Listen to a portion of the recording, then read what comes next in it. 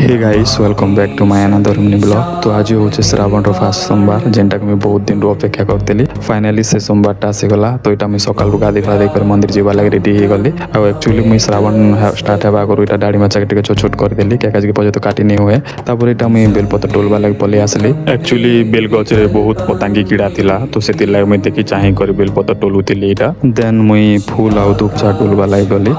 सब टोली टोला कर सब पानी धोईदेली। तापर मुई मंदिर पलि आसली गायत्री मंदिर। एक्चुअली मुई गायत्री मंदिर आसबार कारण है आमर गाँव शिव मंदिर रे बहुत भीड़ है पूजा भल से कर नुहे से गायत्री मंदिर शिव मंदिर ने एका मुई आसी जेबे भी श्रावण पड़ले और भल हिसाब से पूजा करसी। तापर एटा मुई मोर पूजा थाली रेडी कर देली। आउ देन मुई एटा पूजा करबाटा स्टार्ट कर देली। आउ मोर आज श्रावण रो फर्स्ट सोमवार तो से भल हिसाब से सब बेलपत्र फूल मैंने सब तांके चढ़े देली और मोर मनस्कामना मागली। तो आज पूजा पूजी सारी कर पछे मंदिर सब आड़े टिके बुलाबुली कली। आधा घंटा बोले सेन टाइम स्पेंड कली।